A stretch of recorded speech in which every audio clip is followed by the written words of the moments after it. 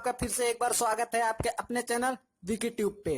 Video को शुरू करने से पहले दोस्तों, अगर आपने अभी तक हमारे चैनल को सब्सक्राइब नहीं किया है तो सब्सक्राइब नाउ।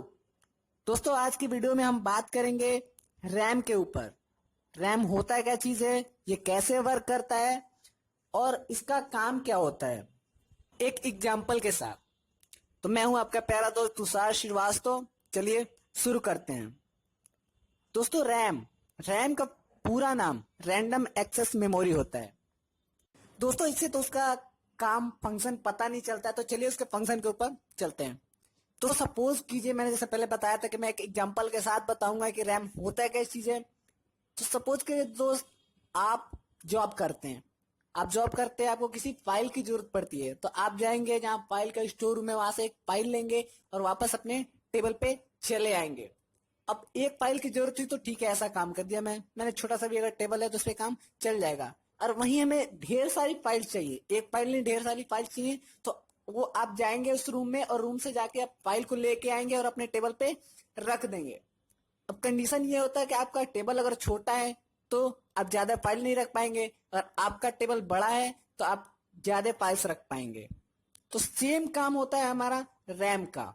और जो हमारे स्टोरेज का काम करता है, जो वो इंटरनल मेमोरी होता है, जो हम जहाँ पे सारी फाइलें एप्लीकेशन वगैरह जो भी हम रखते हैं वो हम इंटरनल में रखते हैं। लेकिन जब हमें काम करना होता है, व्हेन वी वर्क, तब हम वो काम रैम में करते हैं, ना कि हम इंटरनल मेमोरी में। जो हमारा रैम होता है, रैम में हम एक भी एप्लीकेशन इंस्टॉल नहीं करते। जो भी हमारा फोन होता है, सिर्फ रैम का काम होता है उसको रन कराना। और जो भी हमारे एप्लीकेशन इंस्टॉल होते हैं वो सारे इंटरनल मेमोरी जाते हैं। बहुत सारे लोग ये सोचते हैं कि जितना ज्यादा रैम रहेगा उतने ज्यादा हम एप्लीकेशन को इंस्टॉल करेंगे, लेकिन ये बिल्कुल भी गलत चीज है। जो भी हम फोन को एप्लीकेशन इंस्टॉल करते हैं तो सारे इंटरनल में चले जाते हैं। सिर्फ रैम में सिर्फ वही एप्लीकेशन रहते हैं जिनको हम रन कराते हैं। दोस्तों, अब बात आती है कि रैम का यूज जो होता है फोन में कैसे होता है। ठीक है, तो हम सपोज करते किसी में हमने किसी इंडिविजुअल पर्टिकुलर एप्लीकेशन को ऑन किया, एक एप्लीकेशन को ऑन कर लिया। ठीक है, अब हमें एक साथ 6-7 एप्लीकेशन को ऑन कर लिया, और हमारा रैम जो है सिर्फ 5 एप्लीकेशन को ही कैपेबल कर सकता है। उसकी कैपेसिटी सिर्फ 5 एप्लीकेशन की है। अगर हम 6वां एप्लीकेशन ऑन करेंगे तो किसी एक, जो पहले से 5 खुले हुए हैं उनमें से एक को बंद कर देगा, और नया एप्लीकेशन जो आप ऑन करेंगे उसको चालू कर देगा। तो ऐसे कंडीशन में क्या होगा, आपको अगर फिर से वो जो बंद हो चुका है एप्लीकेशन उसको फिर से ऑन करना होगा, तो आप इस 5 में से एक रैम हटाएगा और फिर नए वाले को, जो आप पुराने वाले को फिर से जो इसको रीओपन करें उसको खोलेगा।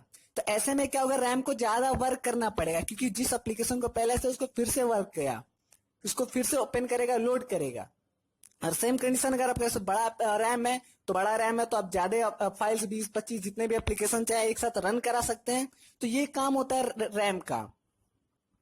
अब दोस्तों, जो अगला सवाल आता है उठ के, वो ये आता है कि हमें कितने जीबी का रैम की जरूरत है हमारे फोन में। दोस्तों, अगर हम आजकल की बात करें तो आजकल तो हर एक जो भी फोन है उसमें 2 जीबी तो रैम देना ही है। और एक और बात हम आपको बता दें दोस्तों, जो रैम होता है वो किसी भी एक इंडिविजुअल, जो हमारे जो हार्ड डिस्क हो या फिर मेमोरी कार्ड होगा, उससे बनाने में इसका कॉस्ट ज्यादा आता है। तो कई लोग ये भी दावा करते हैं कि आप ढेर सारे यूट्यूब चैनल्स हैं, आप जहाँ पे देखेंगे कि हाउ टू इंक्रीज रैम, कैसे रैम को इंक्रीज करते हैं, बट ऐसा होता कुछ है नहीं। वो करता क्या, उस प्रोसेस में आपको फोन को रूट करेगा, और जब आप फोन को रूट करेंगे तो जो भी आपके पहले से इंस्टॉल एप्लीकेशन है, जैसे आप गूगल के जो भी एप्लीकेशन होते हैं उसको आप अनइंस्टॉल नहीं कर सकते, लेकिन फोन को रूट करने के बाद आप उन एप्लीकेशन को भी अनइंस्टॉल कर सकते हैं। लेकिन रूटिंग करने के बाद प्रॉब्लम क्या आती है कि आपके फोन की वारंटी खत्म हो जाती है, चाहे आपका फोन अभी 1 महीने का ही क्यों ना हो। फिर कई दूसरे लोग तारीख बताते हैं कि बिना रूट किए फोन के इंटरनल मेमोरी रैम को बढ़ाया जाए।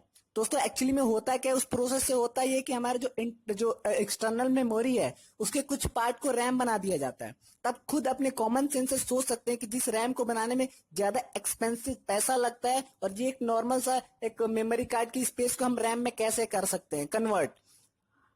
ऐसे में होता क्या है, जब कन्वर्ट आप कर देंगे तो फोन जब मेमोरी कार्ड को RAM as a RAM use करेगा तो आपका फोन काफी स्लो काम करेगा, इससे आपके फोन के ऊपर काफी बुरा इफेक्ट पड़ता है। तो पहले का हमारा जो टॉपिक था कि रैम कितना होना चाहिए एक फोन में। दोस्तों 2 GB का रैम पे हमारे लिए सफिशियंट होता है आज के टाइम में। फ्यूचर में हो सकता है हमें 3 GB 6 GB की जरूरत पड़े, लेकिन आज के नॉर्मल एज के हम नॉर्मल यूजर है, मैं एवरेज की बात कर रहा हूँ, तो 2 GB का रैम का फोन हमारे लिए काफी सफिशियंट है, एफिशिएंस है। क्योंकि हमारे उतना, अगर आपके पास ज्यादा पैसा है, आप चाहते हैं और ज्यादा रैम खरीदना और ज्यादा रैम वाला फोन खरीदना, तो आप खरीद सकते हैं, इसमें कोई प्रॉब्लम वाली बात नहीं है। लेकिन अगर आप 2 GB का रैम का फोन लेते हैं तो आपके लिए एवरेज जो एप्लीकेशन है आप रन कर सकते हैं, और काफी फ्लोली अच्छे तरीके से आप रन कर सकते हैं।